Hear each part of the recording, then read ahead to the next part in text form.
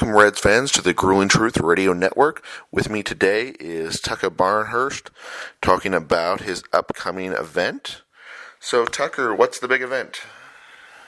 We're having a catching camp down at Champions there in northern Kentucky, and I did it a couple years ago, and I'm looking forward to getting back over there and teaching some kids about catching. So, what's the name of the place that's having it? Champions Baseball Academy in northern Kentucky. Excellent. So will it be more on the fundamentals of catching, or will it be more on specific aspects? We're going to work on a lot of fundamentals, basic stances, footwork, throwing to bases, proper receiving technique, and some drills to hopefully the kids can take with them and work on at their practices and when they're working by themselves. Excellent. So with your Major League career, so far you've played for 8 different teams. Obviously, I'm not going to be like, hey, tell us about all 8 different teams, but was there a manager throughout the way, obviously besides your current one, that has really impacted you? I played in the minor leagues for Delino to Shields at a few different levels, and he's helped me a lot along the way. I owe a lot of my successes to the opportunities that he gave me throughout the minor leagues, and so I'm extremely thankful and happy to see him have success here managing, and obviously had a phenomenal playing career, and he's a really good manager, really good players manager, and understands the game quite well, and it was just extremely fun to play for him. Excellent. Odd question, but I'm going to ask it. Do you think you could beat his daughter at basketball? No way. I've not seen her play in person, but I've seen videos and I've seen TV, and there's absolutely no way that I could beat her at basketball. Yeah, she's amazing. Yeah, I look forward to she's very good. To seeing her play on the next level. No doubt. Last night I got to go down to see South Carolina, and they got some good players, but she is just unbelievable. Let's see. So you started out in Indiana, your hometown and all. What was that like being Mr. Baseball for the whole state? It's extremely special. I've worked and still continue to work very hard.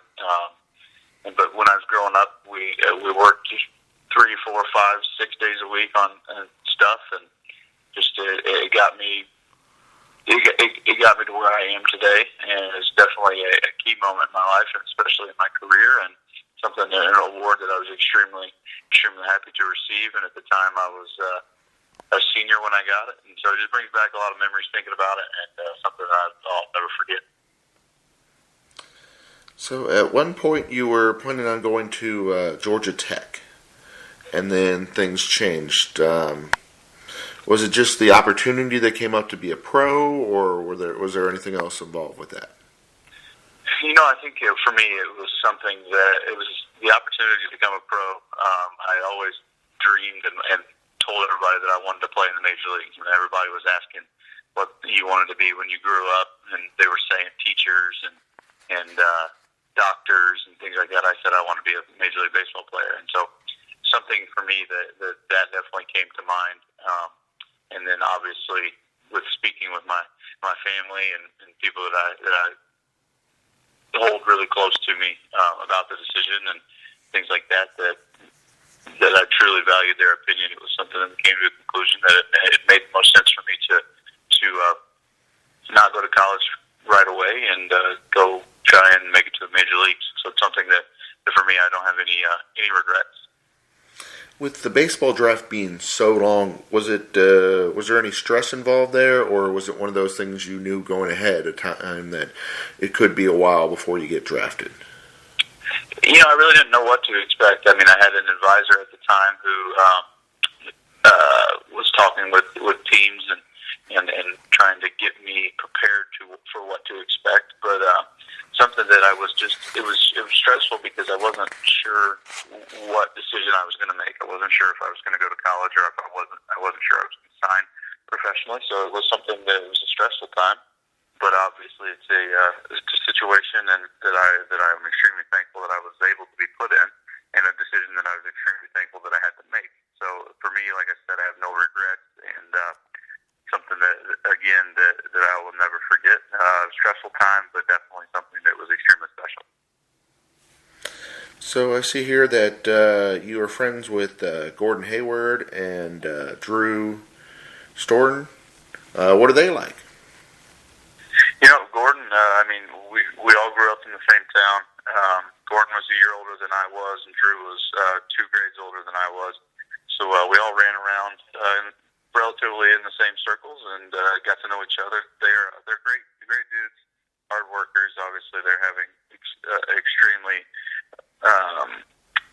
high amounts of success in their professions. I'm really excited to play with Drew this season and further a relationship that started in high school when we played together. And so I exchanged text messages with Gordon every once in a while and talk to him.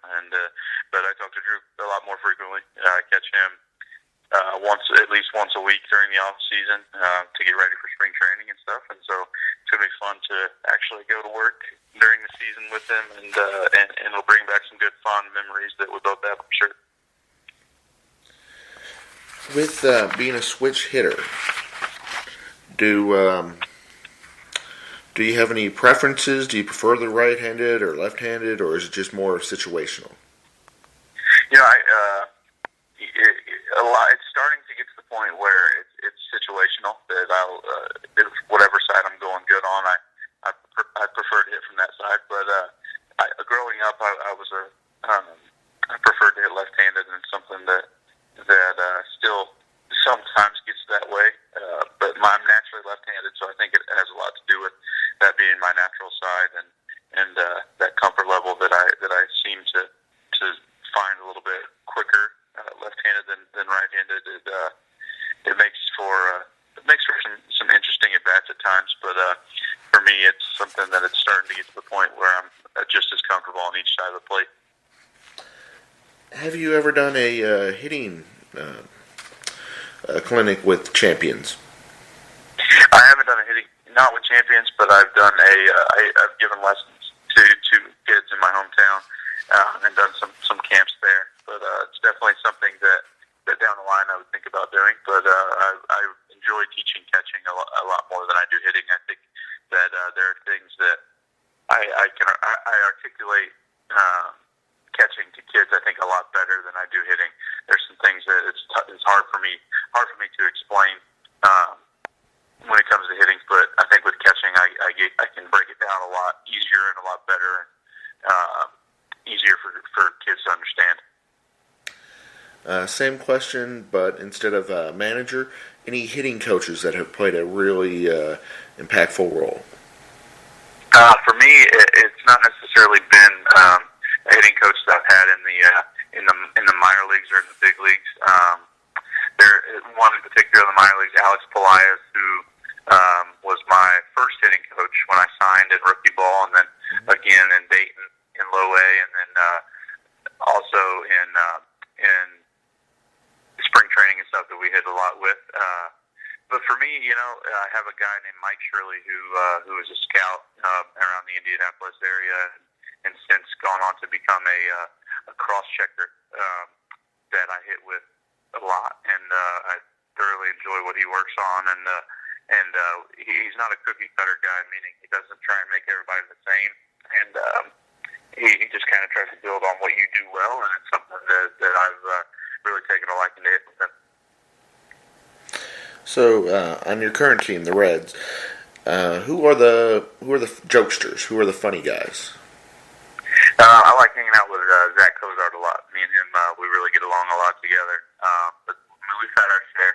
I think we have a good clubhouse. Everybody likes each other. Everybody gets along and has a good time. So I wouldn't say that it's just there's one specific guy, but for me, if I had to pick up, I would say a best friend or somebody that I enjoy hanging out with the most on the team, I would say it's been Zach Cozart. So hopefully that relationship continues to grow. Obviously, the whole team works hard and is dedicated, but is there one player in particular they pretty much have to run out of the building or out of the batting cage at night? I wouldn't say that. It's extremely impressive to watch Joey Votto work. It's very, very, very businesslike. For me, it's something that whenever he hits, you kind of try and watch, try to pick up something he does. I mean, obviously he's one of the best hitters in the game, so anything you can pick up from him, you can apply to your swing. It's definitely going to help. So with being from Indiana, you probably have a large following with not being too far away from home. Do you usually get a lot of former teammates, friends, family coming down to the games? I get a lot of my family and stuff. I'm fortunate enough for them to have my wife and my family are able to make it down to quite a bit of games.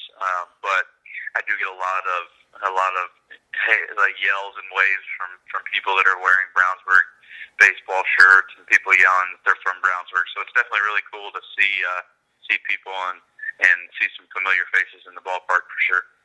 Excellent. So the big event is going to be this Saturday, right? Yeah, it's Saturday. Excellent. So from 10:30 to 1 p.m., is there an age group that you're looking for? I believe Champions is doing all of the age grouping, so I don't know that off the top of my head as far as what ages we're having. I want to say it's from 7 to 14. That could be wrong, so I wouldn't go on record saying that. No but problem. they're handling all the administrative work, and I'm putting together a plan, and then we're gonna knock some good catching stuff out. Excellent. Can you give any of the drills away, or is that secret? It's not necessarily a secret, but I would rather talk about it tomorrow. Okay. When we get to work. Sounds great. We greatly appreciate you having, or us being able to have you on the show and discuss the upcoming event. Should be a lot of fun, and look forward to seeing you out there this season. No doubt. Thank you very much. Welcome.